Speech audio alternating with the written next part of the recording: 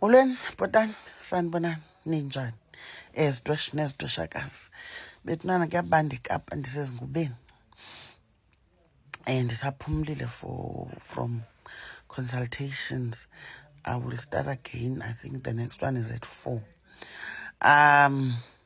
But ikhona lento endize ngayo. Kukho umbuzo apha ongotywala obusetyenziswa ngamagqirha emicimbini yamakhaya. Utywala kuthiwa amagqirha ayabubiza utywala. Kuthiwa amagqirha ayatya. Ayakubiza ukutya emzini. Kudala ke abantu bemane bendicenga kwi-comments, di-inbox, wento makhe ndihlomle uba olwam uluvo luthini. Ubugqirha busekelwe phezu komthetho, masiqale kuloo ndawo. There's laws and protocols that are universal ebugqirheni. Noba ungayiKapa, noba useBhayi, noba useNgqushwa, noba useTinarha, noba useMonti, noba ukuCentane, noba useMthatha, noba useMqanduli. Ukubana ngaba uligqirha, umthetho wakwagqirha universal. Ithi loo nto leyo xa ndingene egumbini lamagqirha ndisuka eDikeni ndifike eKapa ndingena, ndiyazazi uba ndizawukwamkelwa kanjani kwelaa gumbi ngamagqirha kuthi. Uyayiva? Ndiyazazi uba ndingena njani egumbini, ndiyayazi uba ndizawukwamkelwa kanjani, ndiyazazi uba ndizawuphendula ndithini. Kuzawubakho imibuzo endiza kuyibuzwa, ndiyayazi uba ndizawuphendula ndithini. Uyayiva? Even ikhaya xa ndisemzini mna ndidingiwe likhaya.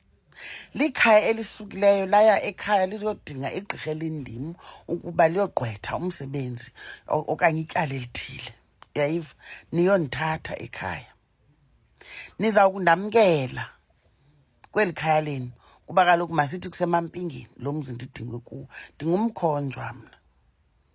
So xa ndingumkhonjwa ndisuke ekhaya funeka ndamkelwe emaMpingeni kwenzela into yoba nantoni na endiyenzayo ndiyenza phezu kwegama lokwamkelwa.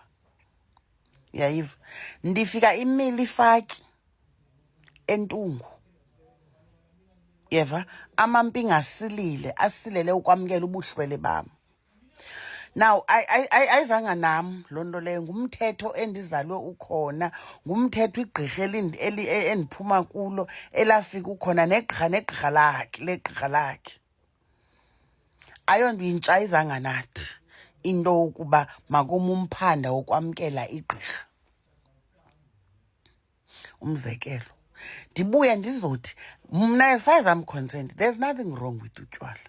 Awonto isetywaleni impi. Utywala burongo only when abused.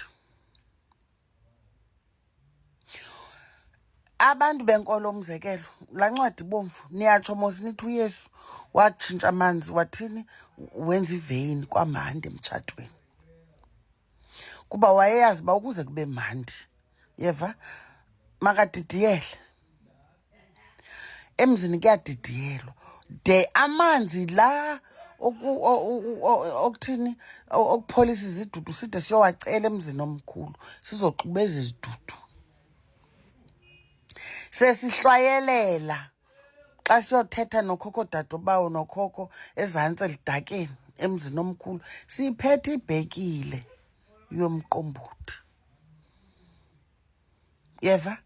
Siphethe utywala obungahluzwanga, utywala obuhluziweyo, side siphathe neentsipho.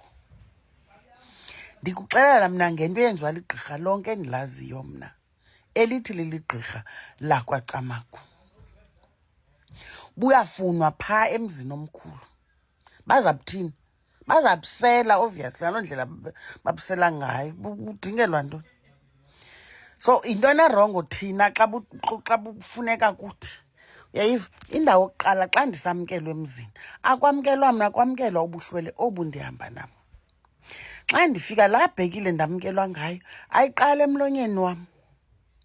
Ndiqala ndixhomela amabandla asekhaya, ndidibanise ndiwatshatise namabandla asemaMpingeni lo mzi ndizosebenza kuwo. Ezaa branti zokuqala ndizawufika ndamkelwe ngazo ziyaxhoma. xhoma iqonga xa ufika emzini. Nanku umthetho endiwaziyo. Yeva, wawugqiba uxhoma iqonga, nawe uyangcamla ukuze ubonise abantu abadala into yoba le nto ubanika yona yiyo-poison, uyayitya nawe. And ke ngoku ngu-2026 ngoku, yayiva, kudala ngo-1800 or 1752 or 16 whatever, i-art of ukudidiyela, distilling, yayiphelele emqombothini kuphela.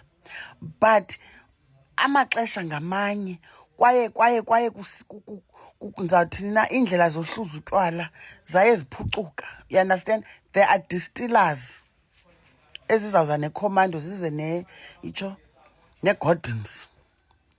Isebo babutywala bemalt, yeva, budidiyelwe njengala mqombothi owenziwe ngamazimba. There is nothing wrong with ibhotile ebomvu eyophukayo. Uyayiva? Ade athi umguli ngelinye ixesha avuke nethongo elithi uthi utamkhulu wakhe ucela iMellowwood, akayithandi iCommando. Inoba uphambene laa mguli, eli thongo litheni lamlahlekisa. Yeva? Ixhego lo mntana agula ngalo lifuna iMellowwood, alifuni iCommando. Alithanga lifuna iti, lithi lifuna iMellowwood. Yayiva? Igqirha ngumthetho esizalwe ukhona, liyamkelwa, liyavuswa, liyaqanyeliswa, liyabhinqiswa.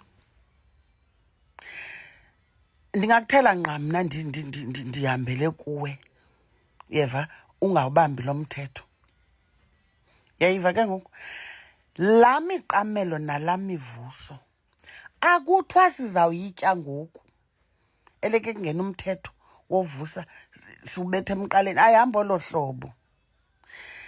Uyakwazi ungena umphanda wokwamkela ebusuku, kwamkelwe, kuthini, kuqanyeliswe, ekuseni kuvuswe. Ufumanise into yokuba ekuseni laa mphanda bekuqanyeliswe ngawo usamile, usekhona esililini. Ngoba xa nizosebenza nizangazongxila apha, nguqha, ithothi ibekwe laa mphanda uhlale phaa. Xa kuphinde kuvuswa kungena omnye umphanda ngomnyango, kuza amaxhego elikhaya, akuzoomama baphethe iti, asivuswa ngeti. Kuza amaxhego elikhaya, liqhinga nakhona into yokuba ingathi lizandishiya ixesha apha, bendicinga uzawuba pathenye nje qha. But kuza amaxhego elikhaya, yeva, igqirha indawo yokuqala lidodisiwe. So emzini igqirha lidila namadoda. Umuntu ongumama uyeza azokroba intlala kahle yamagqirha, kodwa umuntu ongutata uyangena egumbini lamagqirha xa ezawulala. Yeva, okanye athumele oonyana bakhe uba ngumntu osemkhulu, thumele oonyana bakhe uba hambani niyokroba amagqirha uba asahleli kakuhle na ngalo mphanda. Yeva? Yibhekile ekhatshwa ngumphando wophukayo ngoba siphila kweli xesha.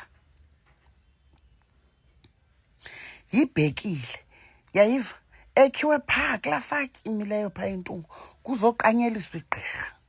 Liqhinga lokuba ootata balapha baqiniseke into yoba ayikho enye into igqirha eliyidingayo na phambi kuba utata usokhaya lale. Uba kukho into ekufuneka iyaleziwe, yitshansi yoba kuyalezwe ngelaa xesha. Into kunayo kungenwa ngantoni?